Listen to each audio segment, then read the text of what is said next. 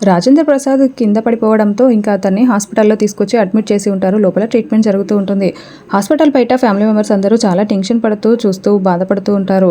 ఇంకా అప్పుడే డాక్టర్ బయటకు వచ్చి మాట్లాడుతూ ఉంటాడు. పల్లవి ఇప్పుడు మామయ్య ఎలా ఏమైనా చెప్తే ఎలా అని టెన్షన్ పడుతూ ఉంటుంది.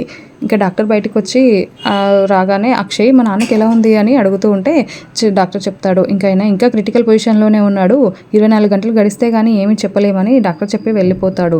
ఇంకా పల్లవి ఇదంతా చూసి నాకు కావాల్సింది కూడా అదే కదా అని అనుకుంటూ సంతోషపడుతూ ఉంటుంది. రాజేంద్ర ప్రసాద్ స్పృహలోకి రాలేదు అని తెలుసుకొని ఇంకా అప్పుడే ఇద్దరు పోలీసులు వస్తారు.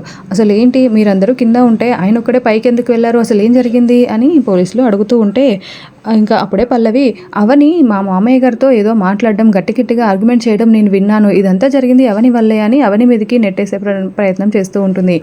ఇంకా అది విన్నా అవని నేనేం చేశాను అని నన్ను అంటారేంటి, నేనెందుకు మామయ్యని అలా చేస్తాను అని అవని మాట్లాడుతూ ఉంటుంది.